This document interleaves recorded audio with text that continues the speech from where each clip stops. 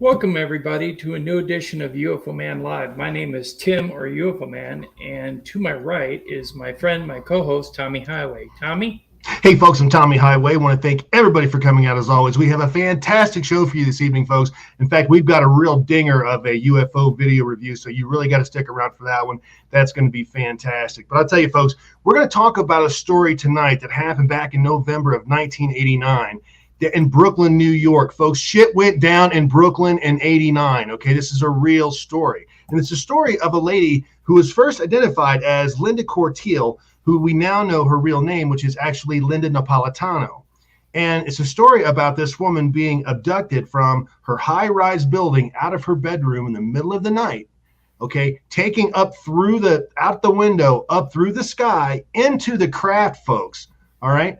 Which in and of itself, okay, we've heard these stories before, but what makes this one so unique and so interesting is that not only did it actually happen in front of a bunch of witnesses in downtown Brooklyn, of all places, but we actually had the UN Secretary General, his name was Javier Perez de Cuellar, okay? He was on the ground in his limousine, folks. And these guys, folks, they're like rappers. They never travel alone. They've always got an entourage. These guys don't go to the can by themselves, folks. So not only did the super high up UN official actually see this event with his own two eyes, folks, but his entire entourage, his security people saw it, his aides saw it. It was absolutely fantastic. It was a huge story at the time, but it was one of those stories that they attacked the victim, let's say, okay? Linda Napolitano became somewhat of, I don't want to say a joke, but this was really hard on her, okay? A lot of horrible things happened to her during this event. This was not a positive experience for her.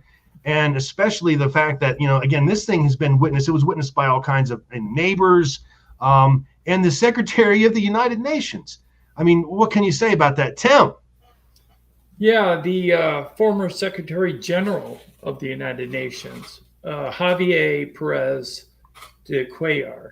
And what's interesting about it the most is there is an insinuation in the storyline that Javier was actually part of the abduction event of Linda Napolitano. And there's further research going on in that regard. And when we get more information about that, we'll bring that out. Tommy, why don't you go ahead and read your article? Outstanding. Yeah, again, folks, this one is huge. This is a pretty big article. So I'm just going to kind of pick through this thing. I don't want to read it to you verbatim, but we're going to cover all the main points on this because this was such a huge story. And again, I mean, think about this from the alien perspective, okay? Whatever they were doing with Linda Napolitano, whatever their agenda was with her, I mean, they were willing to risk pulling her out of a high-rise building in Brooklyn, New York, folks. I mean, it's hard to get a more densely populated area than that. I mean, let's be honest. These people are on top of each other big time there, and they actually grabbed this woman out of her hotel.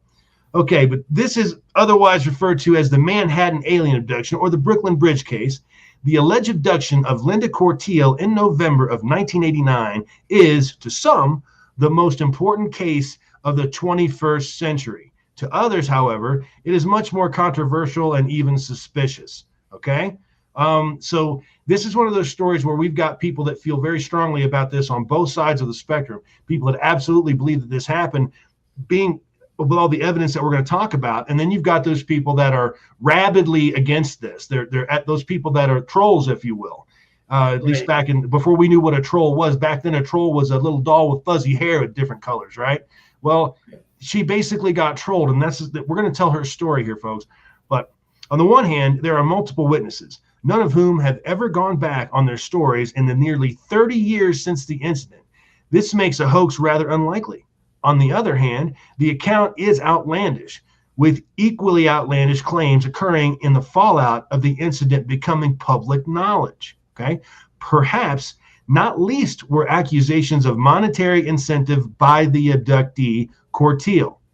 respected and experienced UFO researcher Bud Hopkins, and we all know who that is, folks, would investigate this case himself. All right. His familiarity with such incidents made him uniquely placed to do so. Until his death in 2011, he was still regarded as one of the leading minds on alien abduction cases and theories. One of them, I would say he's definitely on the all-star team, to say the least. I mean, we're talking about Bud Hopkins here first, folks. Yeah, Bud Hopkins. Yep. Absolutely. He actually wrote a book about this alien abduction that you can still find on Amazon, and it's called Witnessed, The True Story of the Brooklyn Bridge UFO Abductions. Outside of the information that we're going to present this evening, this is a good book or reference material for you to look at. So if you can get a copy and read it, if you haven't already read it, or read it again, because it is worth the read. You know, this was one of the stories that really rocked, because this is right about the time of Bob Lazar, you know, his revelations. All this happened in 1989. I was actually a senior in high school when this went down. And I mean, everybody knew about this. This was one of those stories that absolutely went viral. And you know what's very interesting about this story is that although I was very well aware, excuse me, of this story, I still, you know, we always do our research on the channel before we do a show, and there's like a whole process that we go through. Right. One of the things I found was so interesting was that there were so many different books written about this particular incident. Okay. And they are from every kind of, from every angle, let's say, every angle you can imagine. So this is a very, very popular story. This was a big thing that went down. And then it was one of those things that, again, because they basically character assassinated Linda Napolitano, or Linda Cortiel, same person, the story lost some credibility and was lost through time. Okay, and that's unfortunate. Well, not here, folks, not on the UFO Man channel. We don't play that game. So let me go ahead and continue here. The UFO over Manhattan. Although she is widely known in connection with the incident near the Brooklyn Bridge as Linda Cortiel, her real name is Linda Napolitano. She would use this alias upon contacting Hopkins with her claims. When she reached out to Bud Hopkins, she was shaken by this and the whole nine yards, that she was actually she was using a fake name. Okay, she did not want to be publicly identified. Now, let me tell you something, folks. When it comes to money, when it comes to the big money, nobody does that. Okay, nobody. You don't get money if you come out anonymously. Okay, you don't make money on a story that way. You know, you have to come out as who you are. You have to have a credible story, and if you have that, then somebody will no doubt put some money in your pocket to tell it. Okay. Anyway, let's go ahead. In the early hours of the 30th of November of 1989, Cortiel awoke in her apartment in Manhattan, New York. At the bottom of her bed stood a figure watching her. All the windows and doors to her apartment were locked. The next thing that she knew, she was in an examination room on a table with several of the strange creatures around the table upon which she lay. She knew that these creatures were the Greys from the descriptions of others. Then she was back in her room. All the while, her husband remained asleep. Upon discussing the incident with Hopkins and agreeing to an under hypnotic regression therapy session, a fuller picture began to emerge. Linda would describe how she was taken through the ceiling of the apartment as if it weren't even there. She would recall how she would be standing up on nothing before seeing an opening in the disc above. Okay, and I'm sure we have an overlay of this, I believe, or an artist conception of that, I should say. But after entering the ship, she recalled seeing lots of benches and sliding doors as she was brought down a hallway. Many lights and buttons were also prominent in her field of vision. She was eventually placed on a large table, and it was here she began to feel fear rise up within her. She would yell and scream until one of the figures said something unrecognizable to her and put his hand over her mouth until the procedure was over. Okay, so think about that. That is her regression therapy session that we're talking about. That's what she came up with. All right, so she was very, and we've heard this story before. This isn't the first time we've heard about them doing things or taking steps to actually quiet a person that was very upset down. during an abduction. Is that correct, Tim? Right, that is correct.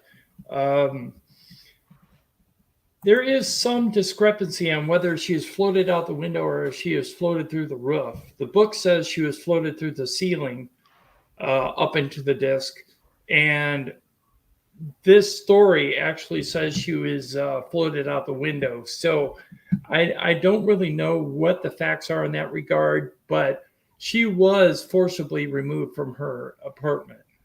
And there have been many cases like that. One of the people in the chat mentioned that Calvin Parker was also floated into the ship. And that is correct. He was, along with Charles Hickson. So, yes, that happens quite often. What technology they're using, have no clue, but it isn't something that we have. Oh, that's a fact. There have been many reports out there, many stories that have been told of abductions where people have been floated as if weightless. That's actually kind of a common theme, I would say, to a lot of abduction stories. So that's something that we can be reasonably certain has happened before. We've also heard of people going through walls, through windows like they weren't there, things of that nature. That's something that's really kind of a common theme to many abduction stories, at least the ones that happen from within a building, that weren't outside or whatever. Okay, folks, let's go ahead and continue. Enter Richard and Dan, folks. As local publicity went further, Hopkins would receive communication from two men identifying themselves only as Richard and Dan, who claimed to have been at the scene of the abduction on the night in question. They would originally pose as New York policemen, before the revelation that on the night in question, they were working as bodyguards to United Nations Secretary General Javier Perez de Cuellar. I mean, it just really, when it comes to world politics, folks, that's the top of the pyramid. Okay, this is number one. He's like the president of the UN, basically. All right. Furthermore, the pair also had apparent CIA connections, and their questionable behavior in the months that followed would only add to another dimension of a bizarre intrigue to the whole affair, okay? Along with their high-profile passenger, who was de Cuellar, Richard and Dan would claim their vehicle stalled just underneath the underpass of the FDR Drive. Above an apparent apartment building opposite the Brooklyn Bridge was a huge disc-shaped UFO, folks. And that's how they described it, a huge disc-shaped UFO, okay? Even more unbelievable, a woman followed by three creatures were floating through the air, and that's in quotes, and into the otherworldly craft.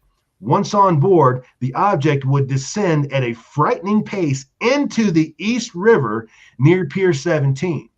Both men, it would seem, were either greatly affected by the encounter or they were receiving some sort of very questionable orders. Okay, so let's go ahead and paint the picture here, folks.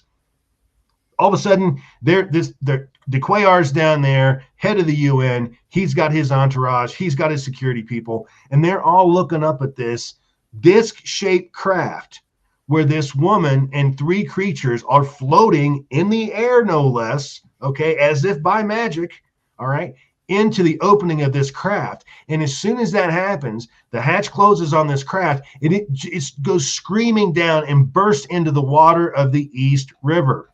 I mean, imagine that. Also, once it entered the East River, Dan and Richard both mentioned in the book that they never saw it leave the East River. So it's kind of like it went into the East River and disappeared. Correct. Okay. So, I mean, and we know that UFOs love water. We see them around water all the time. We know that that technology, excuse me, whatever technology that they're using, they don't have any problem transversing water, or the space or water. Probably pretty much all the same to them. I mean, we've seen this time and again. Now, this is where the story gets a little bit funky. And to be honest with you, I kind of thought about, should we omit this or not? And I think we should just go ahead and tell the full story, because it does gets a little weird from here, folks. How about that? So go ahead and buckle them up, put the cats on the box.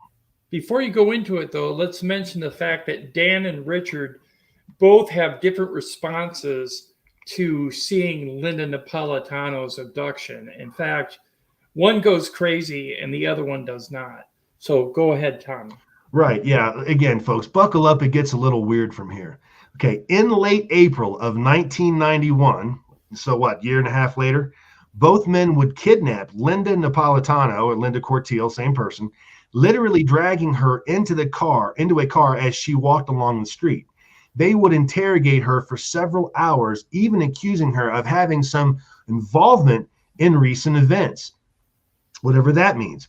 They would release her without harm, but the experience shook Cortile considerably. 6 months later, an even more unnerving event took place. This time, Dan would kidnap her of his own accord. He would take her to a quote unquote safe house and convinced that she was in on the abduction incident and was a real threat of some kind. So, in other words, he's losing. His brain's getting a little soft here at this point. She would escape the property only for Dan to recapture her on the beach. Okay. Now, how funky is that? Now, the bizarre behavior and multiple witnesses. Okay. Only Richard, arriving shortly after, would stop Dan from drowning her in the sea.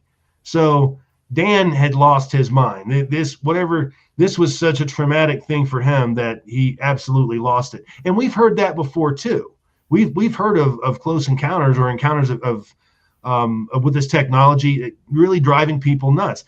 When you're looking at something that should not exist, that should not be real, yet there it is. I mean, the mind does all kinds of strange things to be able to explain that. Right. My mind typically goes to something more familiar. Okay, what looks like a video game or something like that. That was one of my encounters. That it's where it took me anyway. But it took Dan to Crazy Town, folks, all the way to Crazy Town. He went there via limo. I'm gonna tell you what. Anyway, after Richard managed to sedate the man, they would return to Manhattan. Although she didn't see Dan again, she would hear from Richard around a month after the second kidnapping.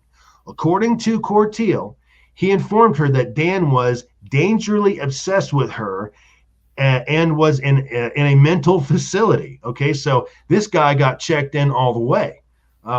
It doesn't appear to be clear of the whereabouts of Dan or Richard today. And although Hopkins didn't meet them directly, Cortile's husband, son, and friend of Linda's did vouch for the existence of these two people and have actually of having met them. So these guys are real.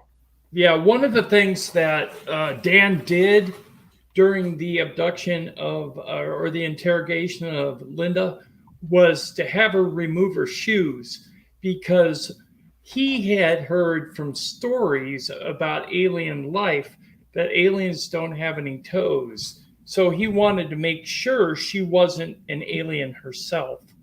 And that's part of his delusion. I've seen it 1,000 times. It's just sad.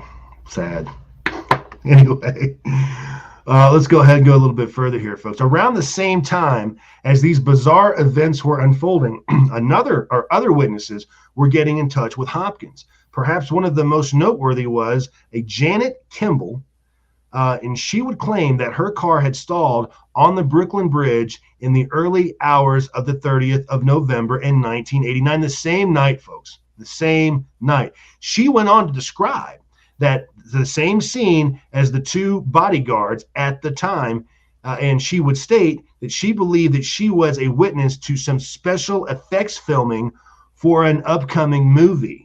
Okay, that's how good this was. She thought she's looking at special effects.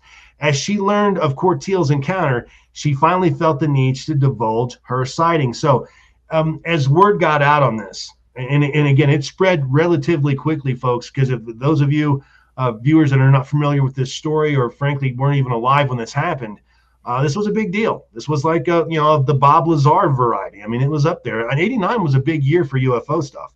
It really Janet was. Kimball actually spoke one-on-one with Bud Hopkins in regards to what happened to her on the bridge. And Bud Hopkins is the one that said, well, did you see the woman float out the window? And she said, "Oh, was that real?" And Bud verified, yes, it was real. It was a real event. And that's how she found out. Janet Kimball found out that the reason her car stalled was part of a alien abduction event.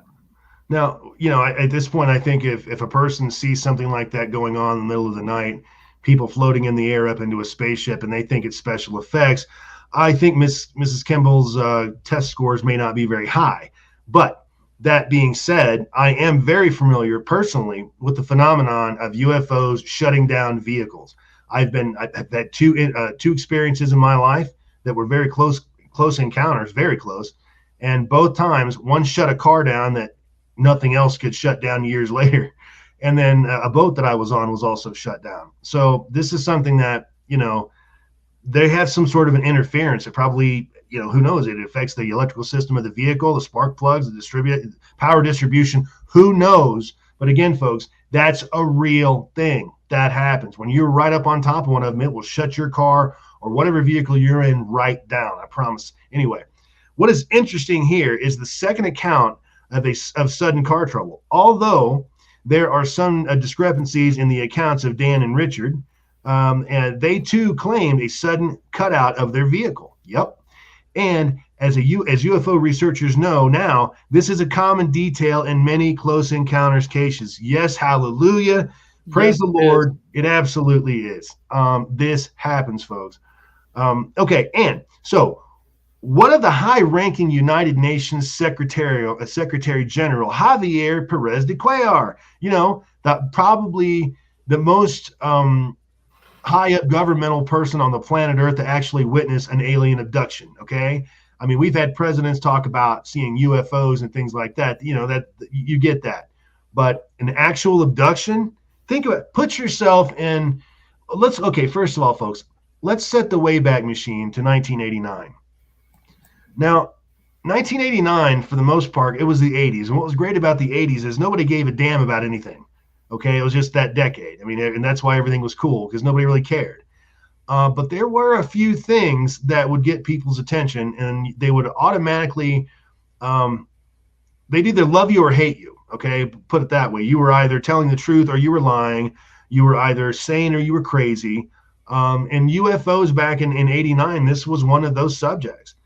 So you had to be very, very careful. Like if today, and after the UAP report's been dropped or whatever, and if a UN official were to come forward and say, there was a UFO hovering above my car last night, that may not destroy that person's career. Okay, I mean, it might not. They might be okay after under the circumstances. How we have evolved as a people on this issue, if you follow me. Okay. But back in 89, you had to keep your mouth shut, is what I'm trying to say. So, right. If it goes public, I'll deny it. According to Hopkins, when he learned of the identity of the high-ranking official in the care of Dan and Richard, he finally believed that he would have the smoking gun of such cases. If he could convince de Cuellar to go on record with his sightings, surely people would view such accounts a lot more seriously. Also, the U.S. government, who Hopkins didn't particularly accuse of covering up evidence, as many other people have, but they would actually spend time to investigate the matter further. So Hopkins' theory was, listen, if I can get de Cuellar to talk here, if I can get this guy, the highest ranking government official on the planet, if I can get him to come out and cop to this story and actually confirm it, well, that's good. What would that do for ufology? That would have furthered the cause decades ago, folks. But he would speak with de Cuellar, but the UN official claimed that he could not go on record with such a claim. Political reasons, obviously. And furthermore, if his private confirmation to having witnessed the events ever went public, he would simply deny it. As you might imagine, this was a huge frustration for Hopkins, as much as he did understood de Cuellar's position. Okay, so I mean, everybody has to understand why a guy like that wouldn't want to come forward. I personally think they're duty bound to do it myself, but from a political standpoint, talking about UFOs was political suicide back in 1989. It was like the one thing that to get your ass canceled. Tim, do you agree with that? Yes, I agree with that 100%. In fact, I don't think Javier Perez de Cuellar actually went public ever. I think after he passed away, Bud Hopkins released the information. Right, right. But see, some sources claim a face-to-face private meeting went ahead between the two men anyway. Not only was he, Dan, and Richard witness to the events, further investigation would also suggest that the abduction of all three men. So at this point, whatever de Cuellar sat down and told Bud Hopkins and Bud Hopkins, folks, again, being the best, probably one of the best researchers, the top probably couple researchers in ufology, the history of the subject of ufology, folks. I mean, it just doesn't really get any bigger than this guy in terms of investigative work. I mean, in regards to alien abduction, yes. Absolutely. Okay. Not everyone believes the de Cuellar angle, however. Some would point to irregular checkpoints the vehicle had to pass whenever anyone, such as a high-ranking UN official, was in transit. And if they didn't, a response would go out and to find the passenger immediately. If this is perhaps true, although whether the procession did miss these checkpoints on the evening in question is unknown. So there's a protocol to keep an eye on these guys when they're in town, is what they're saying. And they have to basically check in certain places at certain times or whatever. But this event, this was not a first of all, who knows how seriously they take that stuff. I mean, they're out in the middle of, Manhattan in the wee hours of the morning. They're probably out there getting a hamburger or something. Who knows? But yeah, I just believe that there are just too many people that witnessed this. The Richard and Dan, I mean, these guys, they're very credible people. But anyway, and we only have their first names because of their credibility. They didn't want to ruin it by coming out publicly and saying who they were because of the profession they were in, being security for high political figures. Also, there was another person that came out, Yancey. Do you have that information, Tommy? I do. Let me go ahead and read this person's story. Where did it go?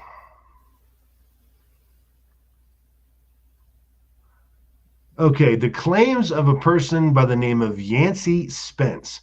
Witnesses have continued to come forward well into the 2000s. It would seem, in fact, that there are several corroborating witnesses to the presence of the UN limousine procession that morning in 1989. A well-known journalist with the New York Post was leaving a bar close to the offices of the paper. After realizing that he was too drunk to drive, he would ask one of the newspaper's drivers to take him home. The reply came back that the lorries were unable to leave as several limos are blocking the street. Some believe that in one of those limos sat de Cuellar, Dan, and Richard. All three of the people, the principals here, folks. 3 of the 4 anyway. Right. Perhaps the most intriguing and possibly the most valuable recollections are those of Yancey Spence. In the article, The Day Manhattan Stood Still, he would recall of being in the offices of the New York Post building and, along with several others, witnessing the events as they unfolded. He would also put forward his belief of the abduction of several journalists that evening. So, folks, we could be looking at a mass abduction here in November in '89. I mean, this just keeps getting deeper, right? And perhaps what has ultimately happened that November morning in 1989, while most of New York slept, if the claims of other abductees are authentic, then perhaps other onlookers who Spence claimed there were many from buildings and cars on the road were also abducted. Maybe the Manhattan abduction was a Manhattan mass abduction. I mean, think about that. How do you get away? I mean, if you're a UFO, you don't look like anything else in the sky. You don't look like a helicopter, anything like that. And you roll up to the top of a building in New York, in Manhattan of all places. Okay, we're not talking about some dairy farm in upstate New York, folks. We're talking downtown here. Now, how do you get away with that?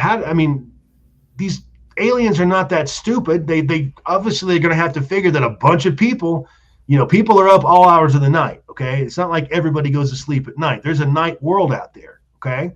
And how many of those people were going to see that? So how do you do this? What do you do to keep those people from talking about the experience? Well, and for those who were mere spectators to the events, is it possible that some kind of mass memory wipe actually took place? A futuristic concept with highly advanced technology, maybe? Many of the people Spence spoke with when they were asked to remember suddenly recalled the events in question, while also recalling how they immediately forgot about it and went on with their day. In abduction cases, this happens more than some might actually believe. So that's true. We've seen where memory, people have had an experience and sometimes they go years, decades even, before they recall anything about it. Tim, what are your thoughts? Sometimes they're given screen memories as well, to where they see something other than what they're actually experiencing. So in some cases, an owl or a wolf or a spider, in my case, I actually had an event where I saw something crazy and it appeared to me as a giant spider, but I'm digressing. So yes, there's a lot of people out there that have their memories erased or some type of memory block put in telepathically, to where they do not remember what happened to them for a while. And then there are others that remember spontaneously. So it is an unusual phenomenon. And in regards to the Brooklyn Bridge abduction, there are witnesses still coming forward in the 2000s in regards to what happened in 1989. Absolutely. And that's the thing. That's one of the things that we've talked about as we have evolved as a society, whether it's good or bad one way or another. One of the things that we have, at least, I don't know if I want to say become more accepting of would be proper. I don't know if that'd be appropriate, or if it's more along the lines of at least now we can come out and we can talk about this without, I don't know. I got to be honest with you. If I were a government employee at this point, I'd still keep my mouth shut. I mean, I just would. You and me, everyday people, we can talk about this. We could probably talk about this at work, if we work at an insurance company or a pizza place or whatever. But I got to be honest with you. And I was thinking about this laying in bed one evening. If I were still a government employee, I would not be comfortable coming out with my stories. I'd definitely keep my mouth shut. I just don't think there's any two ways about that. What do you think about that, Tim? You think if you were still in the military, you think you'd still be talking about this? It depends on what the regulations were at the time. I mean, if the regulations were that we couldn't speak about it, then of course I wouldn't have spoken about it. But if the regulations are now open and encouraged for military personnel to report UFO sightings, of course I'd report them. Well, let's go ahead and go a little bit further down the rabbit hole here first, folks. While Hopkins is surely a genuine researcher and skilled at that, there are those who believe that Corteil fabricated parts of the story at best. It is an interesting assertion that one that comes up a lot within the UFO and paranormal circles, although certainly not the norm. There are many instances of reports of a genuine experience leading to further claims of half-truths, exaggerations, and outright lies. George Adamski, I believe it is perhaps Adamski, thank you, is perhaps most synonymous with this type of behavior. There are multiple theories as to why this happens. Some suggest that following the rush of publicity, attention, and sometimes financial reward, some people quickly make up substantiated events to keep such things from coming their way. Others will exaggerate or fabricate a follow-up event merely because they believe that it is the best way to actually make money on it, okay? And we've seen that, and that's one of the things I've noticed over the years since we've been doing this, is that those people who continue to add little bits and pieces to their story, I'm always very suspicious of that, all right? Right, exactly. They change their story, then there's something up with that. Right, or they start adding more to it, or a lot more detail, things like that. And this is one of the things that I like about the Bob Lazar story so much, is that he came out, told his story, laid it all out there, did a video about it even way back then, and then that was it. didn't add more to it. He didn't do that. I mean, the story stood as it stood, and that was the end of it. Now, he answered questions about it, obviously, over the years, maybe specific questions or whatever, but the core of the story did not change. Okay. Right. Now, one thing I have to say about Linda, though, she has gone into hiding recently. I spoke to her through an email. We were going to have her live on the channel, but she refused to do an interview because of the ridicule she's received over the years in regards to her case, based on the fact that some people think that she was in it for the money when she actually wasn't. The fact that Bud Hopkins decided to produce a book called Witnessed and then gave her 50% of the revenue is why people are ridiculing her for making profit. So, I don't know whether the profit actually discounts the fact that she was telling the truth or not. Me personally, I guess my take on that is that if you're trying to get, if you want a lot of money, okay, if you're trying to make a lot of money, ufology is not the place to be for you. Okay, just not. There's just not a lot of money, unless you write a super hit book and it gets bought by a company to make a movie, things like that. That's where the money in ufology is. Otherwise, it's just you're always laying out money, and Tim and I can tell you that personally. Unless you're a good storyteller and you get millions of subscribers just because you're a good storyteller. And there are channels out there like that. Sure. But we are trying to differentiate ourselves from that type of channel by telling the truth. And that's where the UFO Man channel lies. We're trying to put out the facts to our audience out there so you guys can make up your own mind. We're not one of these channels that, right. And you see it all the time where they're trying to tell you what to think. We're not Amika Brzezinski over here, okay? We're not with Coffee with Joe or whatever. We're not that person. We're not that channel.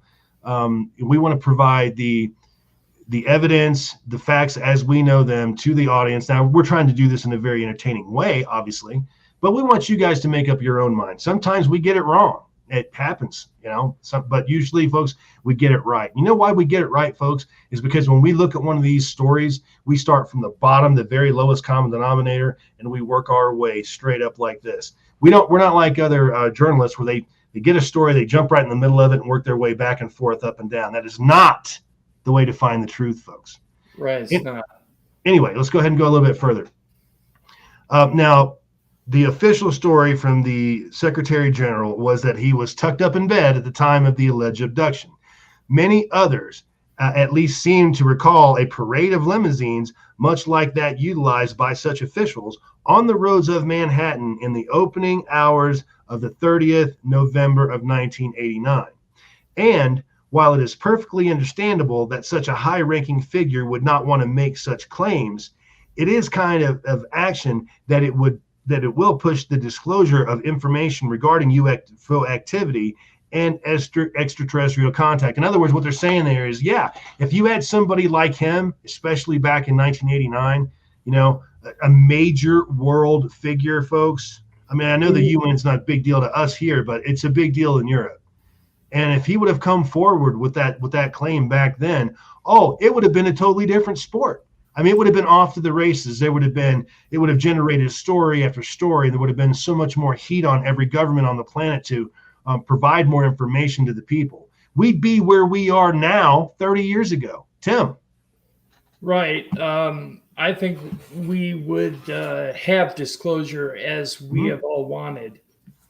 Long time ago. We probably would have had some of the technology inserted into our daily lives, which may have changed part of our world. The way we harvest food and the way we deal with each other on a global scale rather than state by state or by international laws.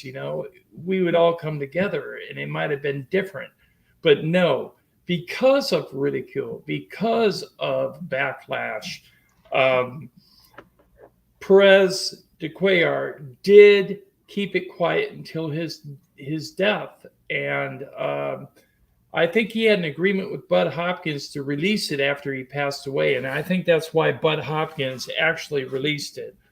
And that's how the world found out that he was present. Mhm. Now, we do not have definitive proof on whether he was an actual abductee with Linda, but there is a mention of that in the book and in other articles. Well, I mean, we knew about the story in '89. We knew it was a high-ranking UN official, but for decades we didn't know who that official was. We had no idea. Bud Hopkins, he's the one that dropped that one. He's the actual one that basically outed DeQuayar on this. I mean, we Right. knew it was somebody heavy. We didn't know it was anybody this heavy, but I mean, in terms of the UN, we knew it was a big player. But anyway, there are also claims that DeQuayar was really shook up by what he saw. Again, due to the deny everything policy of the United Nations official, this is another detail hard to substantiate. Ultimately, unless we are going to dismiss the entire account as a hoax or a scam, then we have to judge it on the authenticity and basically the overall experiences of the people involved and what Bud Hopkins was able to generate from their stories, folks. Right. And not just that. We need to answer a question here. Snoopy said, I wonder how the motorcade they had was not shut down by the aliens as other cars were shut down in other abduction accounts. It was shut down. The actual car that Javier Perez de Cuellar was in stalled right underneath the Brooklyn Bridge when he was able to see what was up above. And not only his car, but several other cars in the motorcade also died. And they could not be restarted afterwards. And as Tommy has expressed in several other live streams, he's had situations where something has been shut down and he was unable to regain power again. So this is a reoccurring thing in ufology in regards to abduction events or in regards to close encounters even. Absolutely. This story has all the credibility in the world. It has just tons of eyewitnesses. And to Tim's point earlier, people have been coming forward for decades about this and telling their story, their side of what they saw that night. And it's just odd how all the stories, they're all the same story. I mean, there's very, very few variations in it at all. And to me, that lends all the credibility in the world of the story. Did DeQuayar was he ever gonna come clean about it? No. Back in the 80s, 90s, mid 2000s, forget about it. He's not gonna come. He's not gonna jeopardize his political career, nor is he likely to put himself into a position where he could become the laughing stock of his peers. Okay. And when you're at the very top of the friggin' UN, when you're in the top of the UN pyramid, you're the guy, you're going to be very careful about what you say. You're not going to fart in public. Okay. You're not going to do that. So the fact that we got even his name out of this was, a miracle. And if you read Bud Hopkins, his revelations on this in his book, DeQuayar never did deny it. He just said, if you go public, I'll deny it. But he didn't personally deny it. So he just didn't provide any further details. There's a difference there, folks. Right. So this is pretty much the story of Linda Napolitano and the Brooklyn Bridge abductions. And I want to thank Tommy for doing a great job in regards to that. Thank you. Our next segment this evening is our UFO video review. So here we go.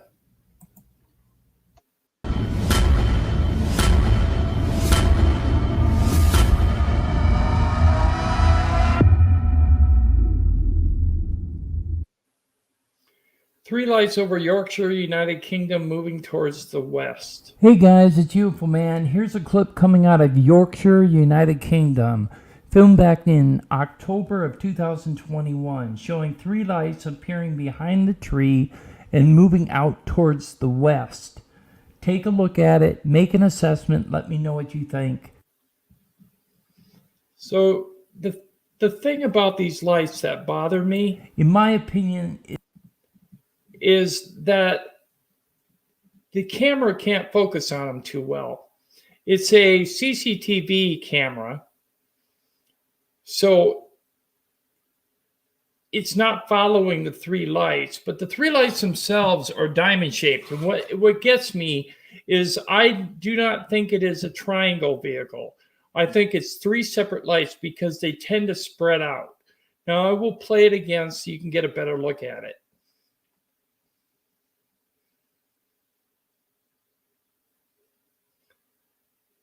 See, it appears behind the tree. It doesn't come out from the right side of the frame.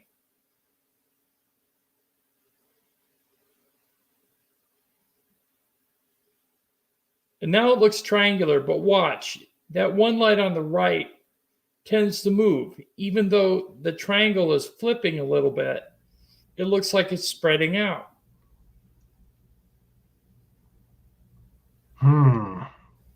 I don't know what that is.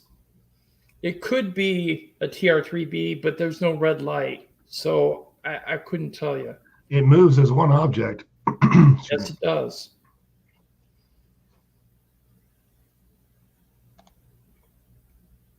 Put it through different color filters to try to see it better.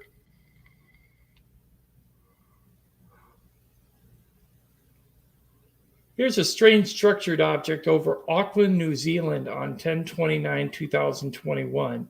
Now, this is a picture that I zoomed in on, and then I ran it through some color filters so we could try to get a look at it, because I was wondering, is this a cloud or is this something other? It appears to be something other, and I don't know what it is. Plasma or something. Now wait until you see me darken it.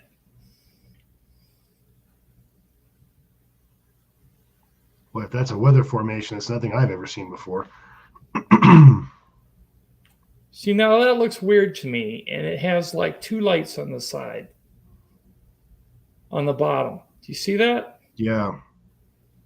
Now I've run it through colored filters. I have no idea what this is. If anybody in the chat has any ideas what it is, please let us know. This is an unknown. Backwoods Buster says it's swamp gas. I agree with you, Backwards Buster. That's probably what it is. Well, let me ask this question. Why couldn't there be interstellar dwelling animals? I mean, why couldn't there be? And who knows? Or maybe life forms that are moving around in our atmosphere that we're unaware of. That too. Kelly Lewis says, that is fascinating. Here's an odd UFO over Albuquerque. I spelled Albuquerque wrong. I corrected it in the title. I'm giving you a 0 for the day. I got a 0 for spelling. But this had no sound. It did grow in size. And it maintained its shape. I don't know what it is. Well, it's odd looking light. I mean, it's not no aircraft lights. Yeah. Again, digital photography will do things with colors and make them strange, but that is just weird. Lisa Savoy said that is an interesting one for sure. Yeah, the duration was 1 3/4 minutes, and I did brighten the footage here so you could see the color better. Brent Elliott says a space herpes.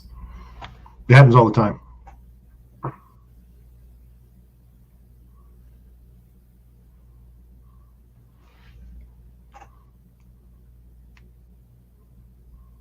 Kelly says, I wish I knew what made these things grow and change shape.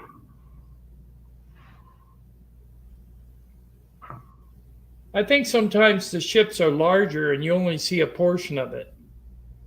Right. So it appears like it's growing, but it's not. It's just lighting up. And Lucas says the TR3B that he saw has a red light in the middle. Yes, sir. Right. That is a known T3B. TR3B. Yeah. Characteristic. Yeah. Thank you. Here's an alleged Tic Tac over Cournon-Terrell, France. Now, some people say this is fake, but I watched it several times very close, and it seems to have rotation. I really don't know what this is. Could it be a drone? Possibly. I don't know. Um, the witnesses claim it was very large, quiet, and it rotated. Here, I'll show you where it rotated. Folks, we're seeing more and more Tic Tacs out there in videos. I mean, a Tic Tac seems to be their workhorse, if you will. You know, their go-to craft.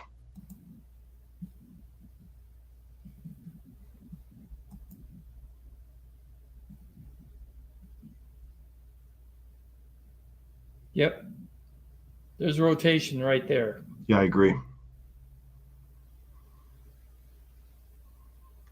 Yep.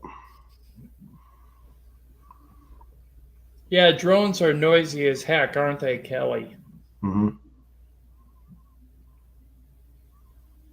And you can only stay aloft for so long with a big bright light on it. I mean, you only have so much time.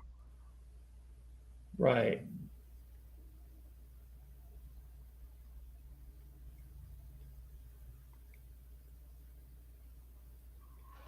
Daniel Brad McBullen III said Tic Tacs are tall white scout vessels.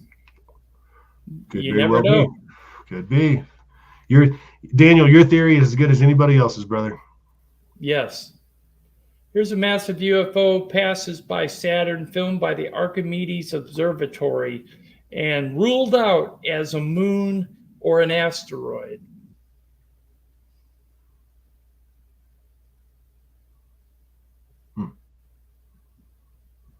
Talking about the thing that went over top?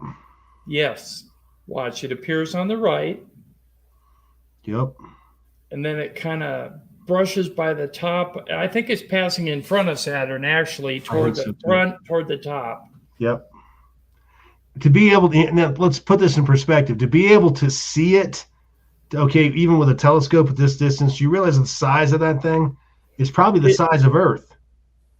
It was measured at half the size of the Earth.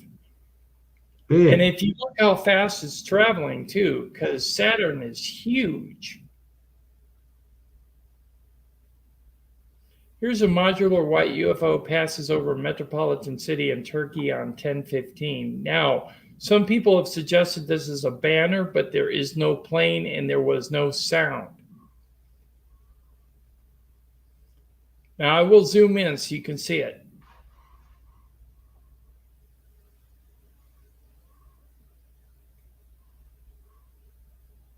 Couldn't be a satellite, Brent, because it was half the size of the Earth.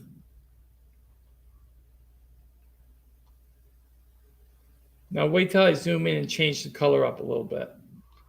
I mean, I would go with banner as well, but I'll be darned if I don't see a plane in front of it. I don't see anything pulling it. There's no plane, there's no line, nothing.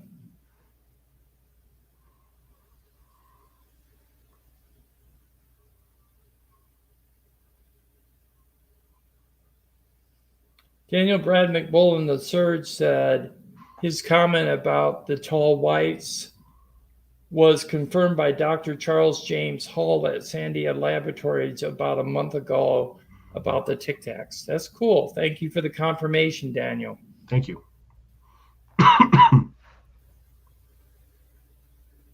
Well, I have no idea what this is either.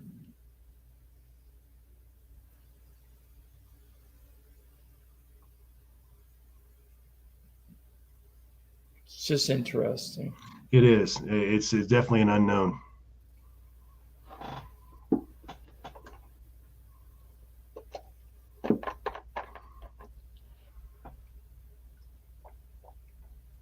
And there are no other colored lights on it at all. And see, there it changes shape. Yep. So that's why that would lend credence to the fact it's not a banner. A banner would maintain its rectangular shape. Agreed. Even though it might ripple in the wind a little bit, it's not going to become round.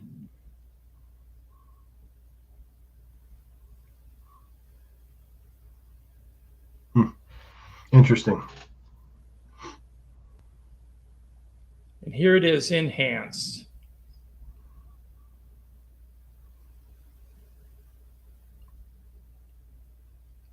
Definitely nothing pulling that, folks. It's whatever it's doing. It's using its own propulsion source. Right. I'm just replaying it so you can get a good look at it. Yes, Game Vet, it's a rectangle white light. Mm-hmm. Backwoods Buster says you just can't see the plane.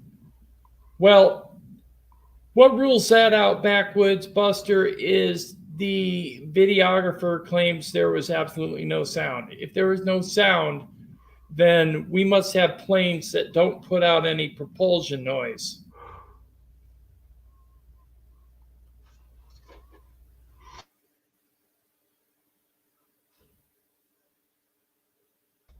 To me, I got to believe that we would see something pulling that. I mean, Here's a ring UFO over San Martin, California. Now, I looked at this one really close because I was wondering, could this be a drone? Could this actually have blades spinning above it? But it's on edge, okay? And you don't see any blade or rotor connection in the center either. Yeah, I thought so too, Brent, but I'm not sure about that.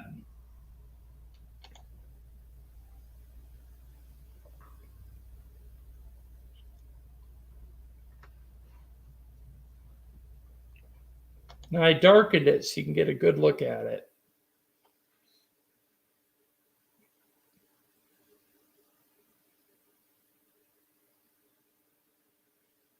Seems to be hovering in one spot pretty much. I think it's the cameraman that is moving.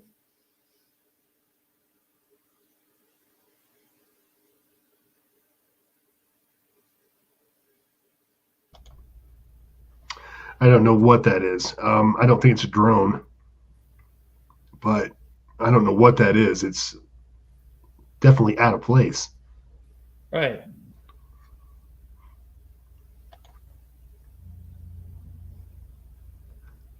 Donut Kingston unknown. says someone filled a bicycle inner tube with helium. That's as good a guess as any.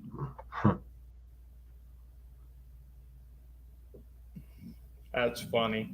Well, where's that family at? Where the remember the balloon boy or whatever? Remember that whole scandal? Right. Is there a kid in that thing? Yep.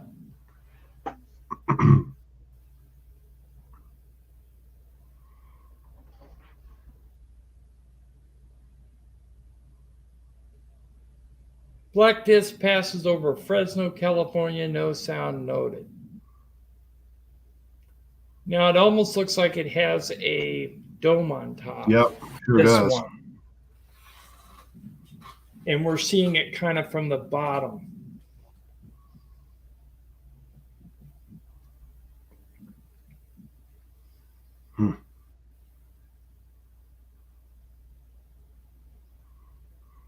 Snoopy says, I think they're still in prison for that hoax with that boy. No, they got off on that. I mean, they just got humiliated, basically. I think the dad had to do 6 months or something. Yes, Kingston, I remember that guy in the 90s that tied a whole bunch of balloons to a lawn chair. Yep. He actually shot up to 10,000 feet. I don't know if he survived coming down. I bet that'd be a wild ride, wouldn't it? Oof. What have I gotten myself into?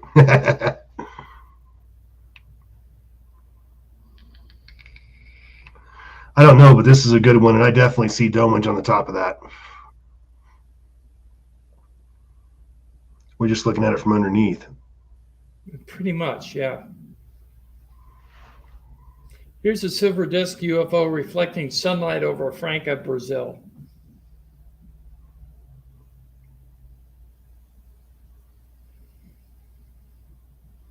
Now I'll zoom in on this so you can get a closer look at it. But this is the raw footage. Show how far away it was. You can see the sunlight reflecting on the left side. Definitely has a circular edge. Mm-hmm. Yep. It's a dome-shaped thing. And you're seeing the sun, the light off the one side of it. Right.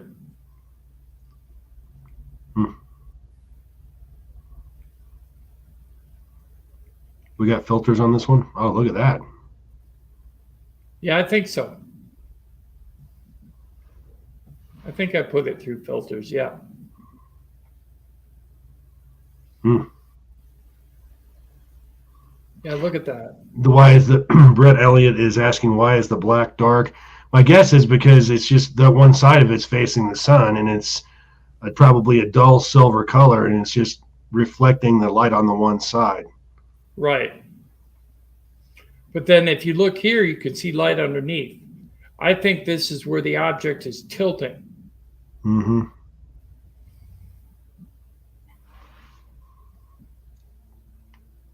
Here's a filter I ran it through.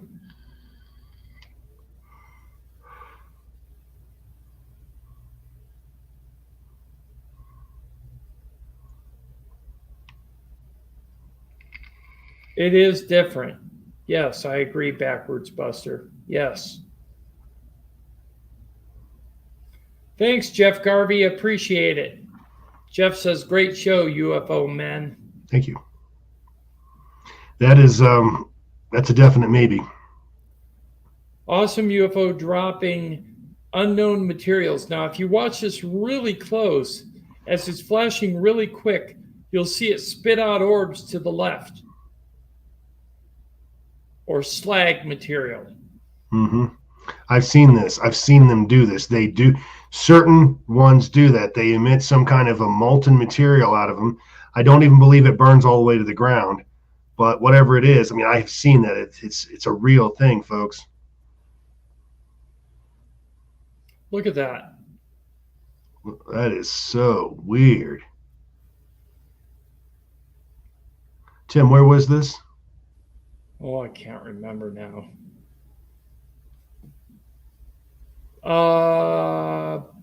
I think it's over Barcelona, Spain.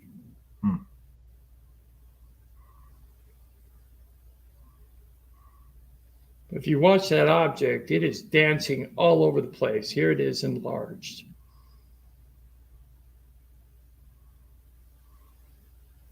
Somebody said in the chat on the video itself, does anybody know Morse code? Perhaps, you never know. Oh, you know what? That's a great point. I don't know Morse code myself, but that is a great point.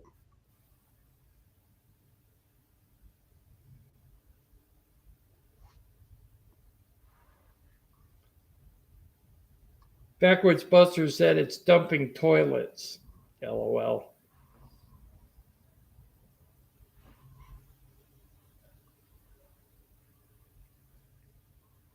Yes, it was extremely bright. Hi, Nicole. Welcome.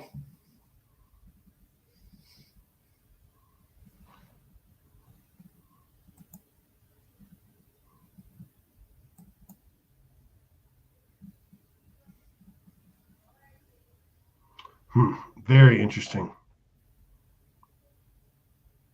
There it is, bright. Snoopy's right. It does look kind of like Morse code. It could be. Right. And then here it is when it's red. Okay, I got to turn on the sound for this one. Of a military training exercise with a helicopter. You can see an object flying underneath it and off to the left. Make an assessment. Let me know what you think down below in the comments. And as always, thank you for watching. Okay, what's interesting about this is this occurred under a U.S. military helicopter on the border of Mexico. And it flew underneath. Now, some people suggested it might be a drone, but it can't be a drone because the helicopter blade wash would knock it down, would push it down, and it isn't going down. The size of the craft that's going underneath the helicopter is moving so quick and then changing direction. It is not a drone.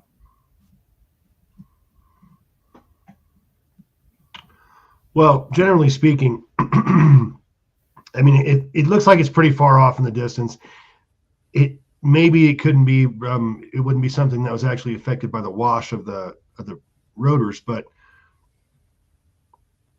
I mean, maybe it's a military drone. I don't know, but it's just definitely different. And you don't fly around, mess around with drones around military aircraft. That's just not done. So interesting. Right. But the person that sent me the footage actually said, the original guy that posted this footage said in his explanation that it was right underneath the helicopter. It wasn't beyond it. So it would have had to have been something that would be affected by the helicopter wash, the blade wash. Anyways, thank you everyone for watching our 24-minute UFO video review of the week. We have more good videos coming up next week, so stay tuned for that. Our next segment of the evening is an article on the bipartisan proposal for a UFO office within the Pentagon. Tommy? That's right, folks. We're finally getting some attention. The subject of UFOs, ufology, and all of that are finally getting some actual adult government attention. Thank God. I mean, how many decades have we heard about swamp gas? I mean, come on. But this is a very interesting story. And I'm going to go ahead and read it to you in its entirety. This is actually from Politico. A bipartisan proposal to create a more expansive military and intelligence program to study UFOs is urgently needed to determine whether unexplained sightings by Navy and Air Force pilots pose a threat or are evidence of some other entity, the lead sponsor said on Wednesday. If it is technology possessed by adversaries or any other entity, we need to know, Senator Christian Gillibrand said in her first interview about the effort. Burying our heads in the sand is neither a strategy nor an acceptable approach. And this is the one thing that I agree with this woman on, probably the only thing.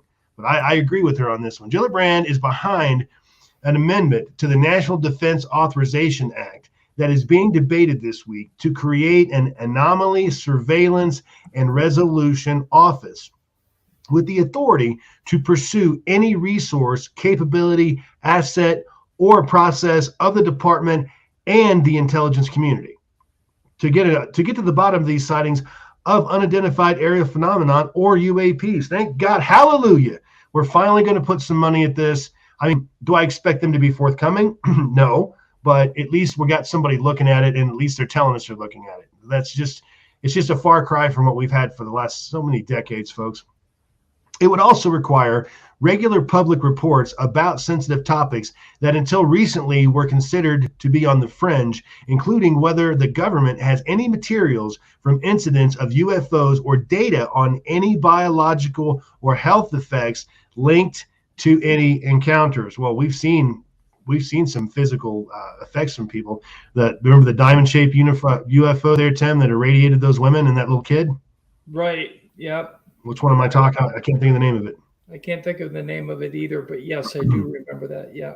And they denied those people forever. They denied this kid forever and the whole 9 yards. And this kid's he's still alive, I believe, but he's got all kinds of health problems because of this. The kid is still alive. He's like 40ish, and the two women have passed already, both from complications from that event because of nuclear radiation coming from a micronuclear reactor. Yep.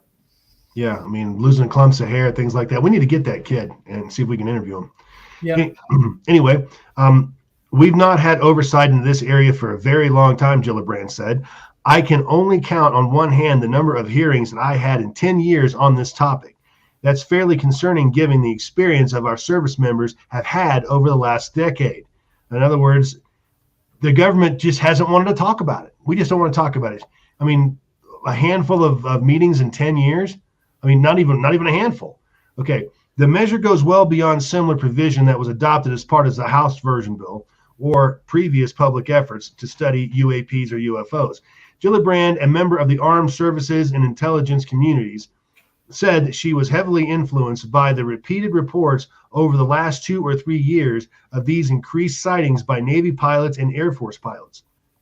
She believes the fact that the possible explanations are so varied is a why dedicated to rededicate our efforts to look into this phenomenon, because we have a lot more people coming forward. A lot more pilots are seeing it, and maybe it's not that they're just seeing a lot more of them. Maybe that's just now they're going to talk about it a lot more than they used to. Who knows? Either way, that's just a little bit further down the rabbit hole we get to go. That's always a good thing in this subject, folks. You have a million questions that must be answered for a million reasons, she said, citing the entire spectrum of unidentified aerial phenomenon. You were talking about drone technology. You were talking about balloon technology. You're talking about the other aerial phenomenon, and then you're talking about the unknown, she said. Regardless of where you fall on the question of the unknown, you have to answer the rest of the questions. That is why this is so urgent, she said. That is why having no oversight or accountability up to now, to me, is unacceptable. Thank you. Her amendment would also create a separate aerial and transmedium advisory committee made up of some experts from NASA, the FAA, the National Academics of Sciences, and the head of the Galileo project at Harvard University, to name a few. You have to be the smartest, most informed minds from the world. You have the most smartest, most informed minds in the world convening on these issues so that you know what you're up against, Gillibrand said. The increased attention follows a preliminary assessment from the Director of National Intelligence in June that reviewed more than 140 UAP incidents that could not be readily explained, including 18 that maneuvered in ways that appeared to defy known aerodynamics. Okay, so she's one of the people. She's on the services committee, so she's actually seen the unclassified video. By the way, folks, she's looked at this with her own two eyeballs. There's always the question of, is there something else that we simply do not understand that might become extraterrestrial? Gillibrand also chairs a personal subcommittee on armed services and said that she is also concerned for military service members who she contends have been often been ostracized, including some who have reported what they believe to be related health effects.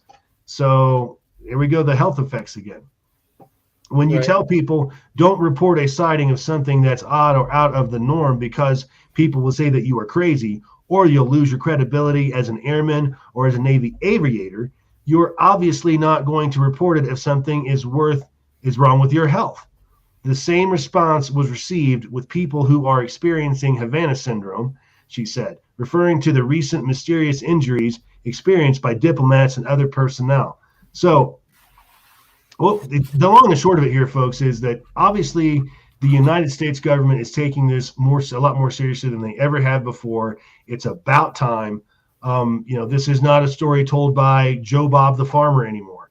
These are highly trained, very expensively trained aviators, Navy aviators, Air Force aviators, radar operators, and even commercial pilots out there. All these people have a ton of training, and they are all entrusted with a great deal of responsibility. So being as how that's who these people are, maybe we ought to start listening to them. Why not? I got to say this, the bipartisan proposal, and it is just a proposal, for the UFO office in the Pentagon, has had a lot of backlash and outcry about the office because some of the people speaking out on this would be Lou Elizondo. He stated that this office is going to create less transparency in the UFO field. Why? Because it's under the umbrella of the Pentagon. It's not under universities and scientists and things of that nature that need to discover what's going on and releasing the information to the public. So we do have a 6-minute response to the new UFO office discussion. So let's play that.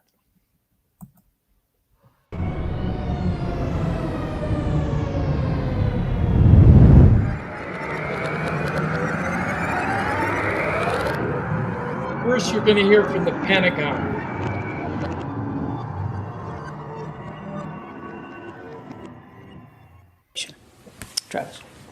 John. I wanted to ask you about this new UAP office that was created by Deputy Secretary Hicks and announced last week. The Aerial Object Identification and Management Synchronization Group. Was there any... It's a mouthful. Was there any coordination with lawmakers on Capitol Hill that are proposing related legislation like Representative Gallego and Senator Gillibrand? And secondly, some former Pentagon officials who had worked on this issue, Chris Mellon and Lou Elizondo, have said that this is an effort for the Pentagon to be less transparent on UAPs. And I was just wondering if you had any response to that. On the first one, I can't speak to pending legislation. Obviously, I'd refer to those members, but we absolutely kept members of Congress informed as we fashioned this group together and announced it. And it is, to your second question, it is really designed to help us better coordinate the reporting processes, the actual reports themselves, and the analysis of those reports, so that rather than getting them sort of piecemeal and ad hoc as we've been getting them from the services, this is a way to coordinate the input so that we can. There's a common set of parameters for how to report them and to analyze them, and then to assess what we've got. And not all reports are going to manifest themselves in something that we consider a national security threat. So this is a chance for us to be a much more organized in the way we process these reports. And as we will certainly continue to be as transparent as we can about these phenomena and the impact that they may or may not be having on our ability to operate. Is there any specific commitment to release some data or information on these to the public at some point? Something beyond a briefing to Congress or closed door? Yeah, I mean, I don't have a specific report to announce today that, on any kind of a frequent basis that we would do, but I can assure you that our intention is to be as transparent about this phenomena as we can. Again, Travis, understanding that there'll be national security considerations that we have to keep in mind, but we'll be as transparent as we can. But I don't want to leave you with the impression that there'll be sort of a regular drumbeat of some kind of report that gets posted on the website, every couple months. Yeah. Last summer's UFO report, Mr. Speaker, from the Director of National Intelligence was bogus. The report raised more questions than answers about unidentified objects in the skies. It stunk of a government cover-up, Mr. Speaker. Now the Pentagon is starting a new office to collect information on these unidentified objects. The office is called the Airborne Object Identification and Management Synchronization Group. I don't know where they came up with that name. I'm sure they paid somebody a lot of money to come up with that. I do not trust this new office, Mr. Speaker. I don't think it'll be transparent with lawmakers or the public about its findings. This is a national security issue. Congress needs to know what is going on so we can respond accordingly. Today, I'm requesting the leaders of this new office bring members of Congress on their bring them in on their UFO findings. This is a matter of great public interest and has been for a very long time to a lot of Americans. Our government should not hide the truth from us for another second. If this new office is to be held accountable, our country will get more reports like the one that came out last summer, or worse, they will be silent and hope we all just forget about the phenomena. We do not need to fear these airborne and unidentified objects. They would have shown themselves to be dangerous a long time ago by now if they were a threat. Our citizens and country can handle the truth, Mr. Speaker. Thank you, Mr. Speaker. I yield the remainder of my time.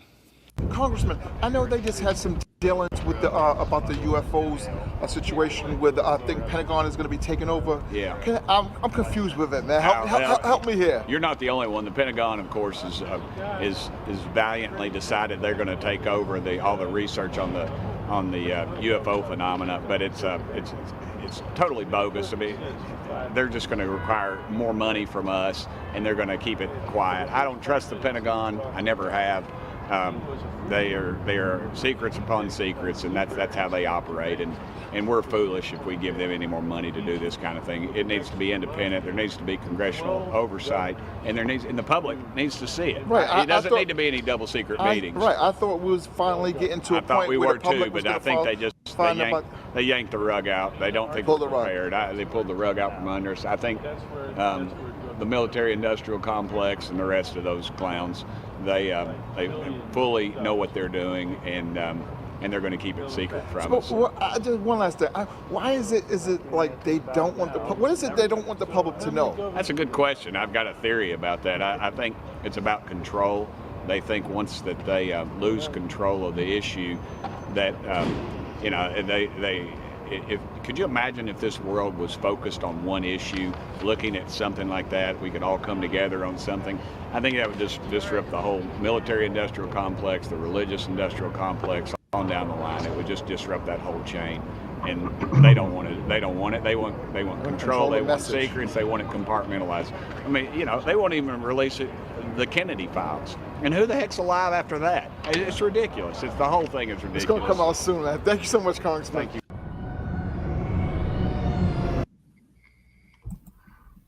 And I want to echo that young man's concerns.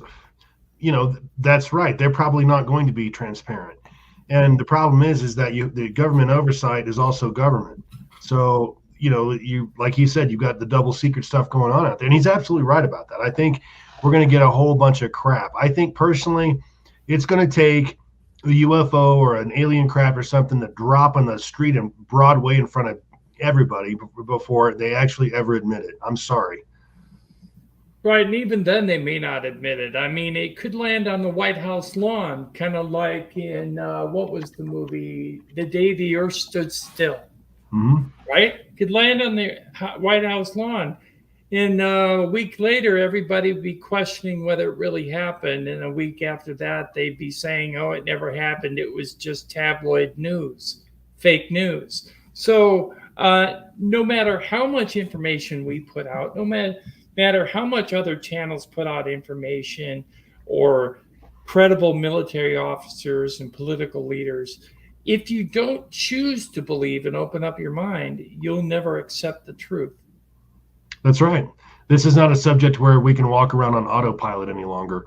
To be in denial about whether or not UFOs exist, whether or not we're being visited by somebody with some other entity out there with a lot better technology than we have. If you're still denying that, then you're just in denial. I mean, that's just the bottom line. We know that this is happening. So, or you don't even know about it. I spoke to a young man this evening before the live show, and I asked him if he knew about UFOs, and he told me point blank, "What's a UFO?"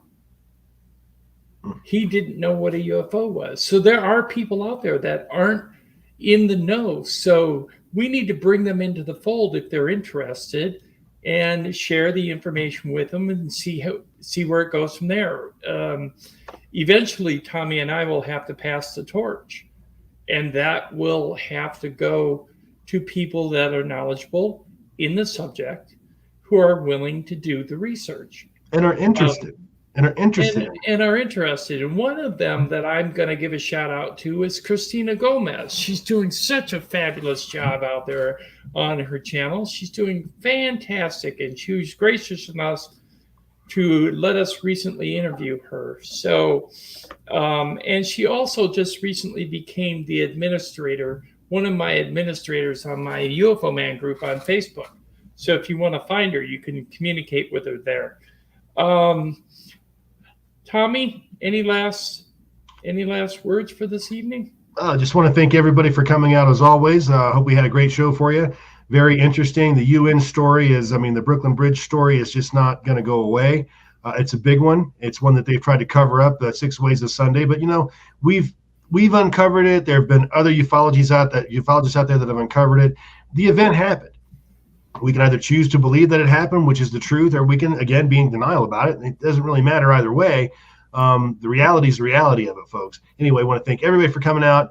Make sure you check out the website. That's www.ufomannetwork.com. There's always new stuff out there. And thanks for coming, folks. Also, remember to share us out to your social media platforms, because the more people that see our channel, the better. Also, besides subscribing to our channel and hitting that like button, which is always appreciated, by the way, We also have channel memberships starting at $1.99 a month. So if you're interested, come over. There are perks, emojis, and access to merchandise discounts and merchandise drawings. So come on over.